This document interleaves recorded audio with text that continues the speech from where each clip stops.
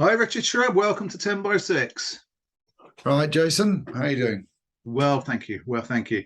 So we're discussing tonight an article that you put onto Dorset Eye a few days ago called Splitting, the Cancer of the Left.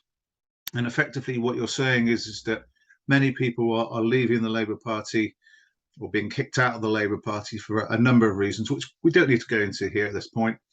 But there doesn't seem to be a unity, you argue, about what the real foe is, and the foe obviously being the Conservative Party and the establishment. So do you want to give us a bit more detail? Well, it came out from John Rees, who's a leading academic. I follow him on Facebook, and I hope I'm not going to sneeze while I'm talking to you.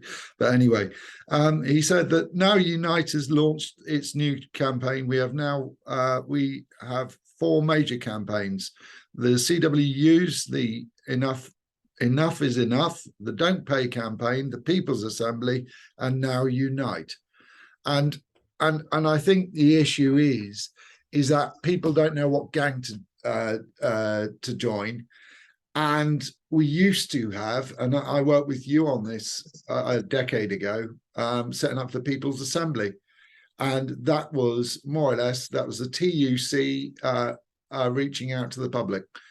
And since then, I've tried to fire up the Dorset People's Assembly, and I've had no, and backstabbing, no, do this, do that, and we'll form our own group, and that raises the issue. That raises the thought of maybe 10 marches going on different days of the week to Downing Street of maybe 10,000 people each, when actually we should be one, large body, 100, 2,000. 200,000, and with our big problem, which is the government and the establishment, and we need to unite as one voice. Now the TUC's been good at it, but we've got some great egos at the top, and unfortunately they're all saying follow me rather than saying follow us, and that's what I worry about. So there's a number of issues here, but do you think ultimately that what we tend to do is we copy the hierarchical model that exists within the establishment, which is the norm, instead of trying to find something else, something much more democratic? Not Bolshevism. That would be a great way forward. I know it's a dirty word, but actually it's the ultimate democratic structure, isn't it? Everybody has committees, and it reports to eventually a central committee to coordinate the committees, and the committees operate the communities that help manage it. Pretty much like trade unionism, only without so much democracy right at the bottom. That would work, whereas the establishment tends to be a few thinkers at the top and everybody follows. Is that what you're saying? I was thinking more, Rich, along the lines of participatory democracy, about basically being able to explain the issues to the public in general, and then allow them to contribute in however small or however large a fashion that they want to contribute, instead of this constant hierarchical system in which, like you say, a small elite group at the top, whatever it happens to be, saying, right, we're going to go to London on this date, this is the time, this is how you get there. Well, but can I just say, in essence, it disempowers people. It does, but it can be a lot of fun. I mean, I haven't been in one where it's kicked off. I know people who are at the poll tax riots, and they came back really buzzing. But we need to meet at a certain time and a certain place.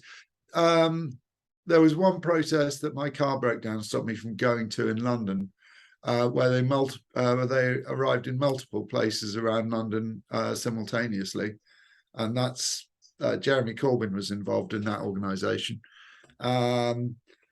Ultimately, when you're going to do a strike, you need to be in numbers in one place. But I think I get what you're meaning. The Swiss canton system, perhaps. I don't know. And that's where everybody gets a vote, and the centre is weak.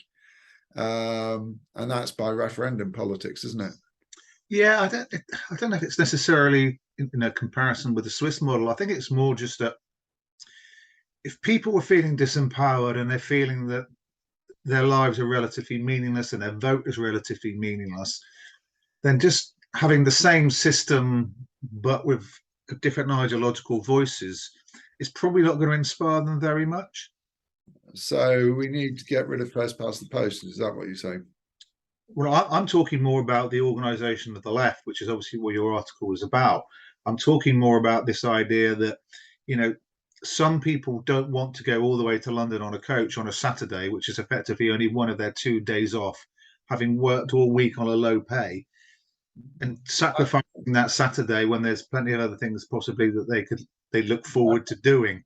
I'm a bit concerned that necessarily that's we're telling them all the time what they should be doing as opposed to asking them. A run to London. I was at the TUC demo. That's exhausting. Takes 12, 14 hours out of your day. There have been protests in the last couple of years, certainly before COVID, where it was decentralized, where 100 of us turned up at the town pump in Dorchester, and all over the country this was happening. I can't remember exactly what it was, but I mean, through the summer, it's just a wave of protest for me. But there have been times like that, and seats of power all over the country have been faced by 100 here and 100 there, sometimes a lot more in Brighton and so on. I know that there's pickets going on. The Trades Council is supporting the CWU pickets tomorrow, and have been supporting the RMT pickets down at Weymouth train station and in Bournemouth. That's the Bournemouth and Poole Trades Council. So you can decentralize it, but I don't know, if there's 500,000 very angry people outside Downing Street, they're going to be a bit more nervous than if we were banging on town halls, although because the town halls don't have that much power, do they? They all blame the central government anyway, don't they? No, but I think what I'm trying to say is that we can have these mass demonstrations in London. Again, it's London, so for those people living up in the north, it's very expensive to get down to London. But it's not just that, is it? It's this. The essence of it is that society is still disintegrating. Society is still getting worse. We're still having this debate about Sunak or Truss to take over from Johnson, and what they're going to do to the country in terms of in reality. And yet, all these demonstrations haven't made really any difference, have they? I mean, because I think ultimately, is that for most people, they still think, stop telling me what to do. And there's so many more things as well than demonstrations. There's so many other ways in which people, if we ask them, they can, and by saying them saying whatever it is, and us saying, yeah, hey, let's go with it, they feel empowered, and suddenly they feel attracted by the movement, as opposed to get on a train, get on the Saturday, get on a coach. No, we've been doing so much more than that. But things are still getting worse. That's the point I'm making. I have been a member of the Socialist Worker Party for some time. I escaped when Keir Starmer was going to steal the election, should we say. And the amount of stuff that we get up to in different ways, and we are happy to work with climate activists, whether that be gluing ourselves to the road or simply petitioning or simply leafleting on the street on Saturday. And a lot of people go to me and they say, oh, Rich is so busy, I can never be as busy as you. Well, yeah, you're lucky you got a life. But apart from that, it's always do something, is what I always say. Do something. Don't do nothing. Because if everybody's doing something, then eventually the power is. And that's why there's extreme disconnect over what the media is telling us about support for the RMT strikes and the way the public opinion is. And it's still in favour of Mick Lynch and the RMT. And yes, that's no matter how much they tell us differently. I mean, again, there's a million ways. You're right, Jason. You know, there's a million ways we can campaign. We don't always have to jump on a bus to London, although that time may come when we need to, and we need to get in practice, make new friends who are doing the different things we're doing. Even ringing a bell in Portageon on the day of, I've got a Royal Navy ship's bell, and Churches Together asked that everybody ring a bell at a certain time during the COP26 thing, and we rang my Royal Navy ship's bell general quarters, and I went deaf for half an hour after ringing it for about 2 minutes, and again it was heard in the next village, and actually that's, you know, little things that we can do to people up, and it did wake them up. But anyway, just to finish off, Richard, when we had a sort of preamble beforehand, you talked about the nature of the left being people who like to think, the intellectualization, which you don't find on the right. For the right, it's a very different experience, but for the left, it really is about engaging with the cerebral. So, just is that a good thing, do you think, or ultimately is that a downfall? Just to finish off, I called it a cancer. We like to disagree, we like to discuss, and we often come away with different views. That's why you've got the Socialist Worker Party and the Socialist Party, for example. We're all the same. Now, one thing that we can come together and agree with is that we've got a common enemy, and it is an enemy. It's a class war being enacted against us. And what we need to do is remember that ultimately we are cut from the same cloth. We are of the left. I mean, socialism is a dirty word, but a lot of us are socialists, a lot of us are democratic socialists. But ultimately our enemy is common.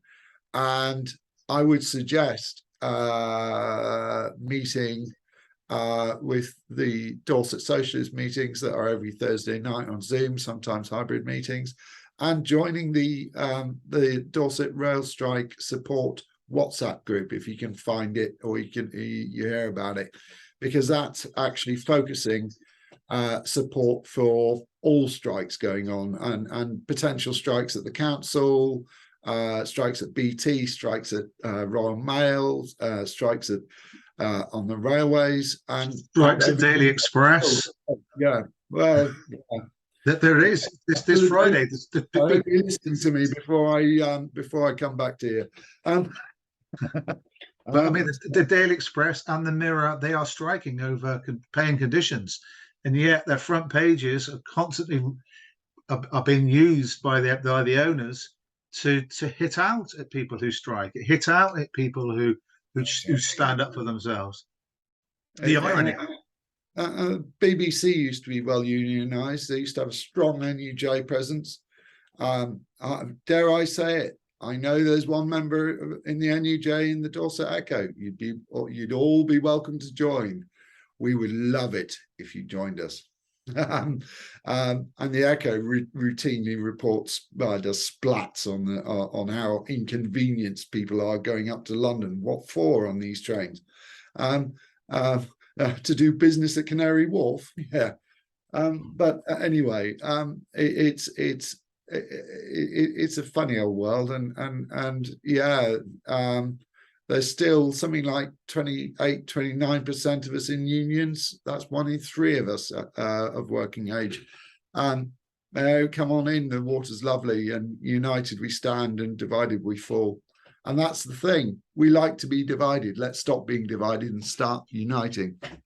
Brilliant. I think that's a wonderful place to end. Thank you so much, Rich, for coming on 10 by 6. Okay, thank you.